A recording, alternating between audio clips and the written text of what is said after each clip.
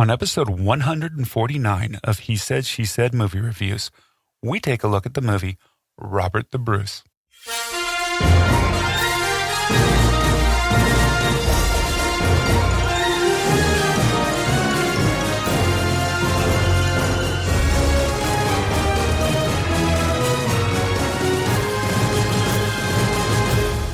Welcome to He Said, She Said movie reviews. This is the podcast where a happily married couple with similar but different movie tastes take a quick, spoiler-free look at the movies, helping you make the right decision before your next movie. I'm your host, Tim. And I'm April. So we just watched Robert the Bruce. I give this movie 3.5 stars, and how about you, April? And I give it a solid 3. This is the story of a nobleman turned outlaw hero who was crowned King of the Scots in the 14th century. This movie was directed by Richard Gray. He is known for Sugar Mountain, The Lookalike, and Samakoda. And the writers were Eric Belgau. He's known for Murder on the Yellow Brick Road and Ki the movie. And Angus Macfadyen, who's known for Macbeth Unhinged and She Rises.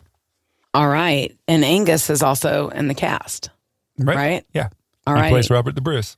He is. I thought he did a great job. Okay, cast. We're going to go with Angus Macfadyen, Anna Hutchison, Zach McGowan, Gabriel Bateman, Talitha Eliana Bateman, Brandon Lessard, and Emma Kenney. The runtime, 124 minutes. And just let me go back just a second on Emma Kenney. She is on the Connors. She played Brianna in Robert the Bruce, but she is Darlene's daughter on the Connors. So just wanted to let people know that. This movie was rated TVMA.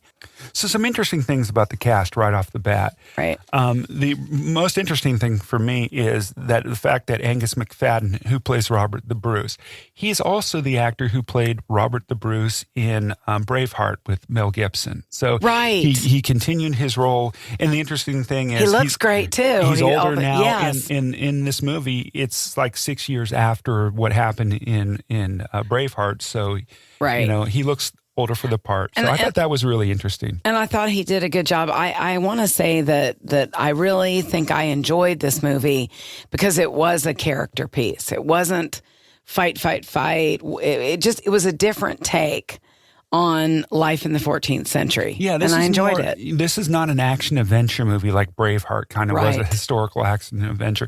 Matter of fact, this is a fictitious story. I mean, Robert the Bruce is a real person, and he was, they covered that part. Right. But this took place in a brief 3-month period, 6 months after, or 6 years after that, before he was crowned king. So it's just a little character piece. But I thought they did a really good job showing life in the 14th century. So. And it was really good. And by the way, my only thing, if it hadn't slowed in the second act, I probably would have given it a 3.5, but I did enjoy it.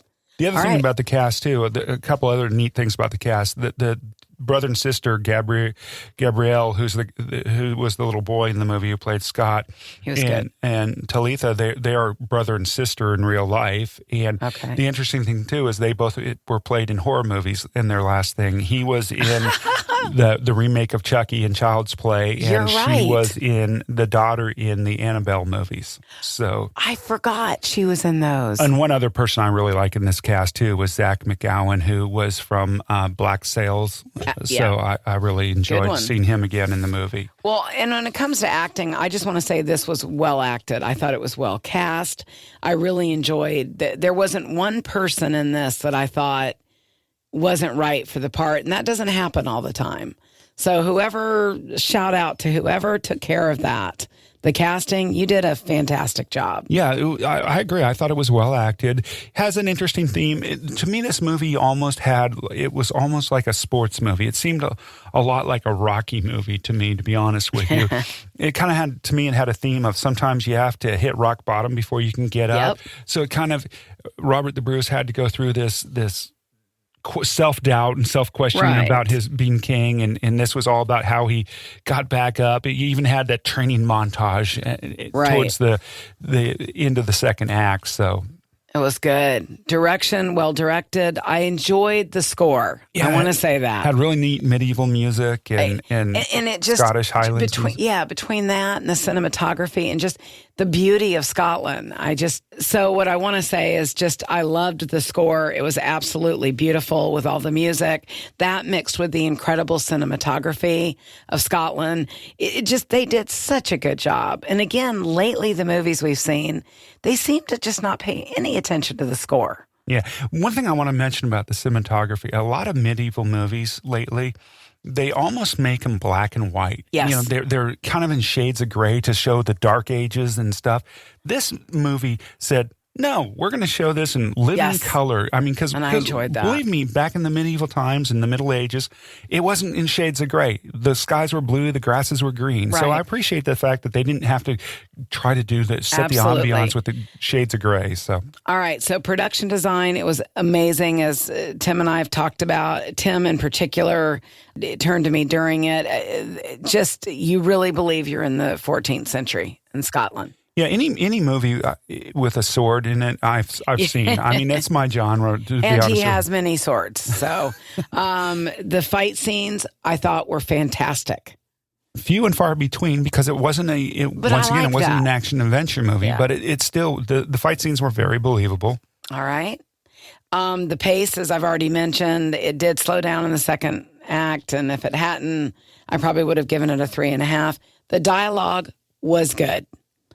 I actually enjoyed it. One of the things I enjoyed too about this film was Anna Hutchison, who played the mother, Morag, or however you pronounce her name. I'm not very good with the Scottish names. So she was like telling the story. She was like the narrator to the story, which I thought was kind of an interesting little take. It was different, and I think that's another thing that made it good.